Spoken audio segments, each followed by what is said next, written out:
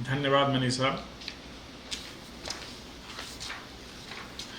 इंदिरा गांधी राष्ट्रीय जनजातीय विश्वविद्यालय के जेंडर स्टडीज सेल द्वारा विश्वविद्यालय अनुदान आयोग के सहयोग से आयोजित एक दिवसीय वेबिनार जिसका विषय है gender bias and stereotyping, gender equality and women's right में हम सभी से संबद्ध इस विश्वविद्यालय की प्रथम महिला माननीय शीला त्रिपाठी जी, मुख्य अतिथि के रूप में हम सभी को गौरव प्रदान कर रही गुरु घासीदास विश्वविद्यालय की माननीय कुलपति, मेरी शुभेच्छु और बहुत सारे संदर्भों में मेरा सहयोग करने वाली गीत और गज़ल की दुनिया की खास शख्सियत प्रोफेसर अंजिला गुप्ता जी,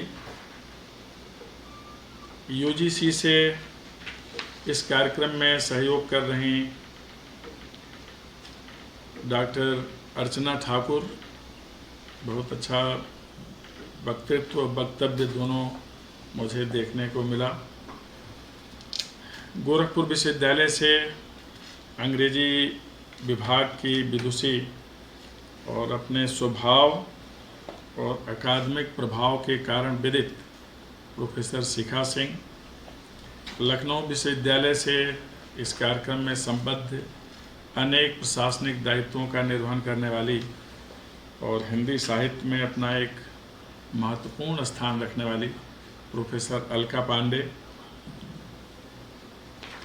हमारे कुछ विशेष अभियान में बल प्रदान करने वाली राष्ट्रीय समाज विज्ञान परिषद की महामंत्री, राजनीति विज्ञान और गांधी अध्ययन के संदर्भ में विशिष्टता प्राप्त डॉक्टर शीला राय जी,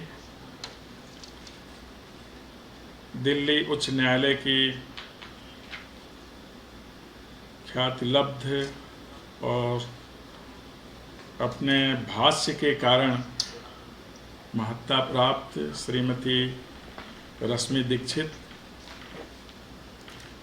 इस पूरे कार्यक्रम की सूत्रधार और विशेषकर जिन्हें मैं व्यक्तिगत रूप से अकादमिक आयोजनों का चैंपियन मानता हूँ, प्रमुख शिक्षा शास्त्री और निरंतर अकादमिक उन्नयन के लिए संकल्पित प्रोफेसर संध्या गेहार और बहुत अच्छा संचालन कर रहे, विशेषकर अपनी साहित्यिक प्रतिभा और लेख की क्षमता, विषय में दक्षता के अतिरिक्त जो इसे और भी ज़्यादा हमारे विश्वविद्यालय के लिए और अकादमिक क्षेत्र के लिए महत्वपूर्ण बना देते हैं, ऐसी डॉक्टर मनीषा शर्मा हमारे साथ इस कार्यक्रम से संबद्ध श्रोता के रूप में प्रोफेसर नीति जैन, हमारा व्यक्तिगत स्टाफ, हमारा तकनीकी स्टाफ और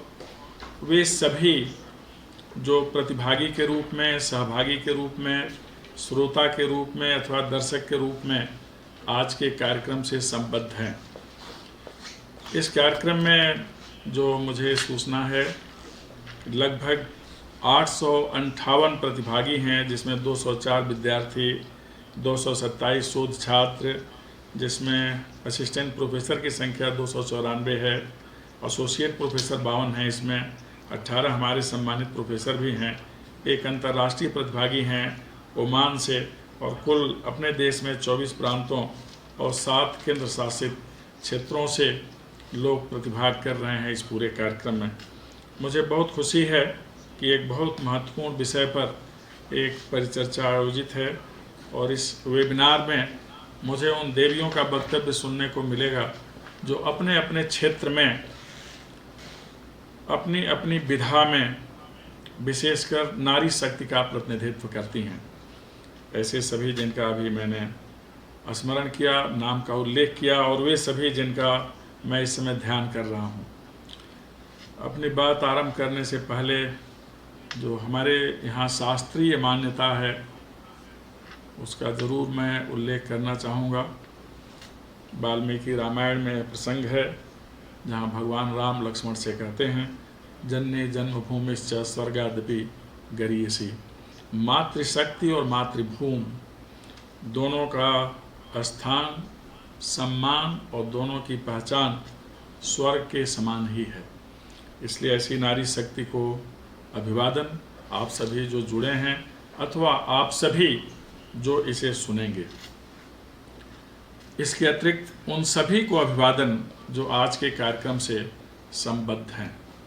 जब भी हम लोग इस प्रकार के विषय पर चर्चा करते हैं, gender bias and stereotyping, gender equality and women's right, तो हम मान लेते हैं कि यह विषय तो महिला केंद्रित ही होगा, जबकि ऐसा नहीं है। जेंडर बायस तो लैंगिक पूर्वाग्रह है, दायराबद्धता है, लैंगिक समानता है। हाँ, एक इसका विशेष अंश जरूर है जिसे वीमेंस राइट कहते हैं। लेकिन आज की परिचर्चा का केंद्रीय विषय, केंद्रीय चिंता और चिंतन का विषय भी नारी शक्ति ही है। मुझे बहुत ज़्यादा आलोकित किया हमारे समीपस्थ विश्वविद्यालय की यशस्वी कुलपति प्रोफेसर अंजिला गुप्ता जी ने प्राचीन भारत से लेकर अधुनातन व्यवस्था तक, भारत से लेकर और वैश्विक व्यवस्था तक, जहाँ भी नारी शक्ति ने अपने कर्तव्यशीलता से, अपनी उपलब्धियों से और अपने ज्ञान से न केवल राष्ट्र, विश्व और मानवता को आलोकित किया है, अपितु विद्यमान पीढ़ी को और आने वाली पीढ़ी को भी आलोकित किया है और उसके लिए आदर्श प्रस्तुत किया है। चाहे कला का क्षेत्र हो, विज्ञान का क्षेत्र हो, भूतल का क्षेत्र हो अथवा अंतरिक्ष का क्षेत्र हो, सागर तल हो अथवा जिसे हम कहते हैं सैन्य बल हो, हर क्षेत्र में नारी शक्ति की पहुंच, पहचान और प्रतिष्ठा, तीनों के बारे में बहुत अच्छी बातें प्रोफेसर अंजिला गुप्ता जी ने बताई। अच्छी हम कह सकते हैं लगभग सभी। नारीयता, अस्मिता और सुरक्षा, existence, identity, safety and security को लेकर यूजीसी की जितनी गाइडलाइंस हैं, एमएचआरडी की जितनी गाइडलाइंस हैं, भारत सरकार के जितने कानून हैं, उन सब के बारे में बहुत अच्छी जानकारी डॉक्टर अर्चना ठाकुर ने दिया। ये वस्तुतः हम लोगों के लिए विशेष प्रसन्नता, संतोष और सुख का विषय है कि आज के मंच पर हम इतनी जानकारियां प्राप्त कर ले रहे हैं। न केवल आज के लिए उपादेय है, अपितु आने वाले दिनों में भी इसकी सार्थकता रहेगी और हम इसका ध्यान करते रहेंगे। मूल विषय जहाँ तक लैंगिक पूर्वाग्रह का है, तो इसको लेकर के आम मान्यता यही है कि पुरुष नारी के विषय में क्या सोचता है, नारी की दृष्टि में पुरुष किस तरह से आचरण करता है, व्यवहार करता है, सोचता है, दोनों के दायित्व क्या हैं, दोनों मिलकर क्या कर सकते हैं, अथवा अगर कोई नकारात्मक पूर्वाग्रह है तो हम इसका निराकरण कैसे कर सकते हैं। दायराबद्धता हुई है, एक सीमा में देखने की कोशिश हुई है, तो हम कैसे इस सीमा से बाहर आकर, जिसे आउट ऑफ द बॉक्स भी बोलते हैं, कैसे कुछ और अच्छा कर सकते हैं, कैसे हम आज की दुनिया में प्रगति के लिए सामाजिक, आर्थिक, राजनीतिक, प्रशासनिक, वैज्ञानिक, आप संपूर्ण प्रगति कर सकते हैं, हम दोनों कैसे एक साथ मिलकर चल सकते हैं। नर और नारी का सहयोग, साहचर्य, समन्वय और सहभागिता यह आवश्यक है आज की दुनिया को आदर्श दुनिया बनाने के लिए। लेकिन अगर हम केवल नारी शक्ति की ही बात करें और कुछ उसके पैमाने तय करें, तो नारी शक्ति की पहुंच के पैमाने क्या होते हैं, अथवा किसी भी शक्ति की पहुंच के पैमाने क्या होते हैं। एक मानक होता है जिसे असर्टिवनेस कहते हैं, कितनी प्रभावी उपस्थिति होती है, हम किसी बात को लेके, लक्ष्य को लेकर के कितना असर्टिव होते हैं, कितना प्रभावी होते हैं, अथवा अपने बात पर अडिग रखते हैं। इसके बारे में विभिन्न उदाहरण प्रोफेसर अंजिला जी ने, डॉक्टर अर्चना जी ने भी बताया। मुझे लगता है कि इस संदर्भ में अगर तुलनात्मक रूप से विवरण प्रस्तुत किया जाए तो आज की नारी शक्ति कहीं आगे दिखलाई देती है, अपनी बात कहने में, अपनी बात रखने में और अपनी बात पर अड़े रहने में ज़्यादा असर्टिव यह नारी शक्ति है। और ऐसा आज समय की मांग है। कोई ऐसा परिवार नहीं है आज का जहां अब शिक्षा और विकास के लिए पुत्र पुत्री में भेद किया जाता हो। जितने माता पिता हैं सबकी दृष्टि में पुत्र का जो स्थान है, आज पुत्री का भी स्थान है। सब जगह एक जैसा जश्न मनाया जाता है पुत्र के जन्मदिन पर अथवा तनया के जन्मदिन पर। यह हम सब लोग अनुभव कर रहे हैं और यह बहुत सुखद है। अब वैसे दिन नहीं रहे जब शिक्षालयों की दूरी के कारण और नारी सुरक्षा को ध्यान में रखकर बच्चियों को दूर के विद्यालय में नहीं भेजा जाता था, दूर के संस्थानों में नहीं भेजा जाता था। अब संस्थान की पहुंच सब जगह है। शैक्षणिक संस्थाएं उस मार्ग पर हैं, उस अंचल में हैं जहां नारी शक्ति को ज्ञान लोक से प्रज्वलित करने के लिए सभी सुविधाएं और अवसर सुलभ हैं। अवसर की समानता के लिए अथवा विकास के लिए शिक्षा की ज्योति बहुत आवश्यक है। शिक्षा के संदर्भ में जैसे जैसे जागृति आई, यह भेदभाव नर नारी का क्रमशः समाप्त होता जा रहा है और आने वाले दिनों में पूर्णतः समाप्त हो जाएगा। आज की नारी शिक्षा, सामर्थ्य और पहुंच के चलते अब अबला का जो परंपरागत अर्थ लिया जाता था, जिसकी तरफ प्रोफेसर अंजिला जी ने संकेत किया कि वह थोड़ी लचर है, थोड़ी कमजोर है, अब वो अर्थ बदल गया। अब नारी अबला है। इसके दो अर्थ हैं। अब वह समस्या नहीं है। दूसरा अर्थ यह है कि जहाँ नारी शक्ति है, जहाँ नारी विद्यमान है, जहाँ नारी उपस्थित है, वहाँ कोई बला नहीं आएगी। बला टालने वाली शक्ति है आज की नारी। अब इसका हम लोगों को ध्यान करना चाहिए और इसका हम लोगों को गुणगान भी करना चाहिए। एक क्षेत्र है कॉम्पिटेंस का, एक मानक जिसके आधार पर हम नारियों का और नर सभी का मूल्यांकन करते हैं कि किसकी कैसी क्षमता है, किसकी कैसी योग्यता है, किसकी कैसी पात्रता है। जहाँ तक कॉम्पिटेंस की बात है, चाहे जिस फील्ड में देखिए, नारी की कॉम्पिटेंस नर से कम नहीं है, समान कॉम्पिटेंस है। अवसर मिलना चाहिए। नियत ने हम सभी को बनाया है, ऐसा नहीं किसी को बढ़कर बनाया है, किसी को छोड़कर बनाया है, किसी को व्यवस्था में बनाया है, नहीं। ईश्वर ने सभी को इस धरा की व्यवस्था के लिए बनाया है, किसी को व्यवस्था में नहीं बनाया। हमें इसका ध्यान रखना चाहिए। क्षमता भी सबकी एक जैसा दिया, दायित्व तो भेद हो सकता है, कायिक संरचना का भेद हो सकता है, जिसको लेकर के लैंगिक इक्वलिटी का प्रश्न उठता है। लेकिन क्षमता जहाँ तक है नेतृत्व के संदर्भ में, वो सब में एक ही जैसी है। जहाँ भी नारी शक्ति को इसका अवसर मिला, उसने अपने होने का प्रमाण दिया। बहुत अच्छे उदाहरण प्रोफेसर अंजिला गुप्ता जी दे रही थी, उसका मुझे उल्लेख नहीं करना। लेकिन कोई भी क्षेत्र हो, ज्ञान की, विज्ञान की, सब संदर्भों में नारी शक्ति ने अपना परचम फहराया। हमारे देश में आरंभ से ही ऐसा रहा है। कन्या के जन्म होते ही कहा जाता था परिवार में, इस परिवार में लक्ष्मी आई हैं, भवानी आई हैं, दुर्गा आई हैं, सरस्वती आई हैं। इतना ज़्यादा सम्मान आरंभ से ही देने की हमारे यहाँ परंपरा रही है। वो परंपरा आज भी है। इसलिए भारतीय समाज में नारी बंदन, नारी स्तुति का विधान रहा है। पश्चिम में यह स्थिति नहीं थी जिसकी तरफ आप लोगों ने उल्लेख किया, और आगे भी इसका उल्लेख होगा। इसलिए वहाँ वीमेंस लिब जैसे आंदोलन शुरू हुए, बहुत विलंब से वहाँ अधिकार नहीं मिले, लेकिन हमारे समाज में अधिकार मिलता रहा।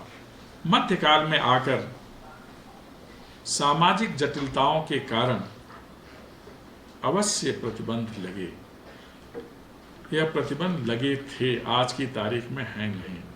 बहुत सारे अधिकार मिल गए। नारी अधिकार का इसमें एक अंश है। जितने मानवाधिकार हैं सब नारियों को प्राप्त हैं।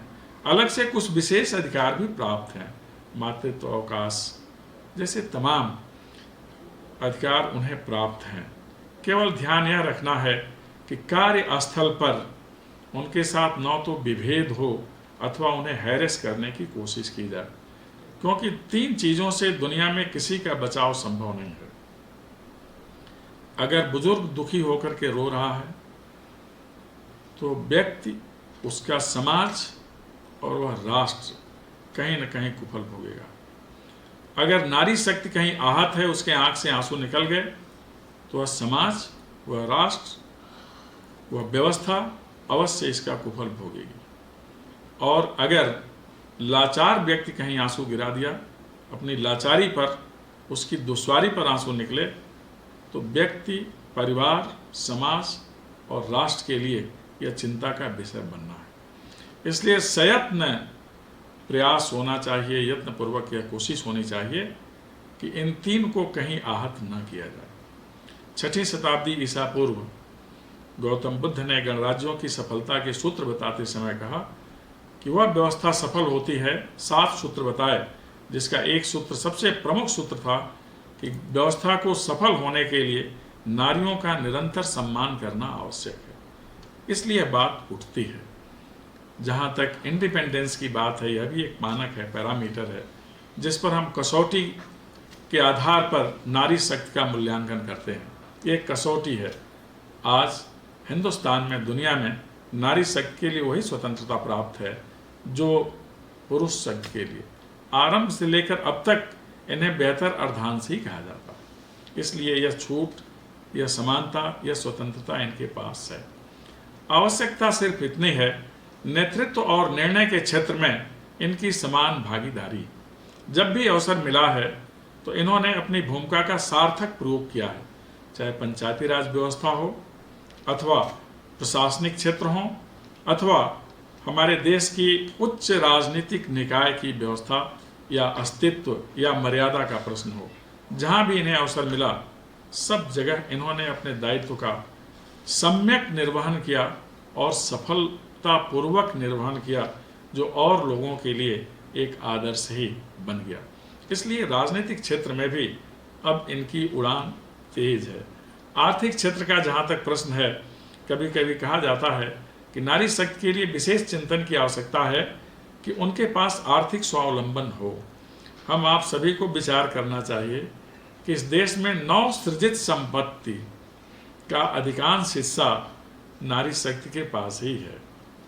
कोई भी जब आवास बनवाता है हमारे समाज में, तो जहाँ तक मुझे लगता है कोई नारी शक्ति के नाम ही जाता होगा। तो ये सारी कुछ बातें हैं जिसको लेकर के बहुत ज़्यादा चिंता की ज़रूरत नहीं है। चिंता की ज़रूरत केवल एक क्षेत्र में है, जो 3 बातें हैं, नारी इयत्ता, नारी अस्मिता और नारी सुरक्षा। आज भी चिंतन का विषय है, विमर्श का विषय है कि इनका एग्जिस्टेंस, इनकी आइडेंटिटी और इनकी सेफ्टी सिक्योरिटी आदर्श स्थिति तक कैसे पहुँचे। इसके लिए दृष्टि परिवर्तन, विचार परिवर्तन की ज़रूरत है। हर व्यवस्था इसके बारे में जागरूक होती है। बहुत सारे नियमों का उल्लेख डॉक्टर अर्चना जी ने किया, अच्छा लगा। नियम बनते हैं अनुपालन के लिए, और इनका अनुपालन कड़ाई के साथ किया जाना चाहिए और करवाना चाहिए। जब शासन अपने दायित्व का अपनी क्षमता के साथ प्रयोग करता है, तो इस प्रकार जिसे हम डोमेस्टिक वायलेंस कहते हैं, सेक्सुअल हैरेसमेंट कहते हैं, इस पर लगाम लगती है। हम हर चीज़ पर नियंत्रण तो कर सकते हैं, शासन कर सकता है, लेकिन आदमी के चिंतन पर नियंत्रण नहीं कर सकता। और यही चिंतन जब तक सकारात्मक है, तब तक नारी सुरक्षा और सम्मान के लिए खतरा नहीं है। जहाँ कहीं भी नकारात्मक बनता है और मनुष्य में आसुरी वृत्तियाँ आती हैं, चाहे वह कार्यस्थल है, मार्ग है, अथवा कोई भी स्थान, वह आरक्षित हो जाता है। इसलिए आसुरी वृत्तियों पर रोक का काम कानून का है, समाज का है और हम सभी का है। और यह आएगा शिक्षा से, संस्कार से और व्यस्तता से। जब सभी को विकास का अवसर मिलेगा, कार्य का अवसर मिलेगा, सब सही दिशा में सोचेंगे, तो यह जो थोड़ा दोष रह गया है, यह भी क्रमशः समाप्त हो जाएगा। और यह दोष समापन के लिए नारी शक्ति को भी आगे आने की ज़रूरत है, क्योंकि बहुत सारी चीज़ें तो नारी शक्ति को ही बतानी पड़ेगी। बहुत सारी सामाजिक बुराइयां, भ्रूण हत्या, दहेज, असमानता, इसके बारे में बहुत सक्रिय योगदान की ज़रूरत है नारी शक्ति को। तो यह बुराई भी लगभग ख़त्म हो रही है, पूर्णतः समाप्त हो जाएगी।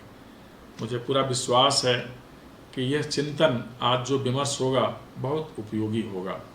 आज का जो विश्व है यह कोरोना 19 नामक वायरस से प्रभावित विश्व है और इसमें हम लोग आलोक प्राप्त कर रहे हैं नारी शक्ति से। हम सबको ध्यान रखना चाहिए कि हमारा जो बेहतर अर्धांश है वह घर के दायरे में रखकर भी कभी अनियंत्रित नहीं होता, असंतुष्ट नहीं होता अथवा उसके अंदर आक्रोश नहीं आता। आज हम सब घरों के दायरे में हैं, स्थान केंद्रित हो गए हैं।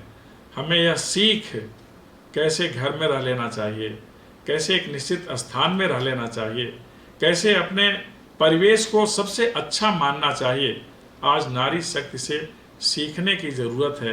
तो यह दीक्षा आज हमें मिल रही है जो आज समय की सबसे बड़ी मांग है।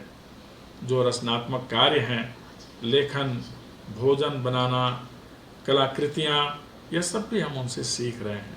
कैसे माँ बच्चों को हाथ पकड़कर चलना सिखाती है, बोलना सिखाती है, खेलना सिखाती है, आज हम प्रत्यक्ष उसका अनुभव कर रहे हैं, देख रहे हैं। हमेशा ध्यान रखना चाहिए कि जो हमारी कन्या है, 3 के बीच में लिंक होती है, 2 कल्चर के बीच में,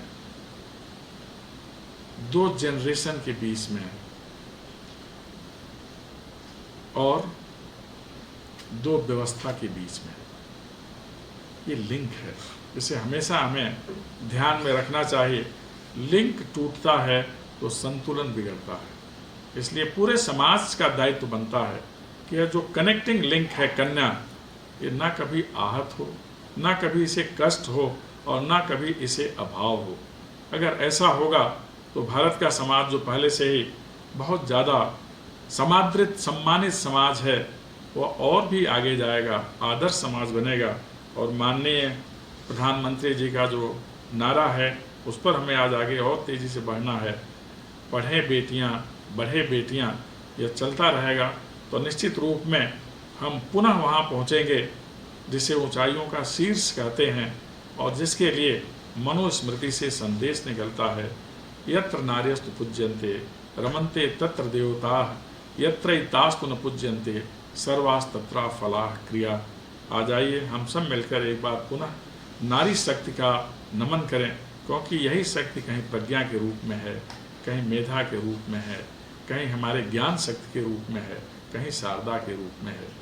हम इस माध्यम से, विश्वविद्यालयी शिक्षा के माध्यम से भारत को दुनिया की ज्ञान परंपरा का महानतम राष्ट्र बनाएं। एक बार पुनः आप सभी को इसमें प्रतिभाग करने के लिए धन्यवाद। विशेषकर जो मुख्य अतिथि हैं, विशिष्ट अतिथि हैं, उनको बार बार साधुवाद। और जिनका व्याख्यान मैं अब आगे सुनने वाला हूँ, प्रोफेसर शिखा Singh, professor Alka Pandey, doctor Sheila Rai ji, Mrs रश्मि दीक्षित, और इन लोगों को भी अग्रिम बधाई इनके उत्कृष्ट वक्तृता के लिए जो सुना जाएगा, और उपस्थिति के लिए इनके प्रति भी मैं अपना साधुवाद और धन्यवाद ज्ञापित करता हूँ। एक बार पुनः आप सभी को बहुत बहुत धन्यवाद। नमस्कार।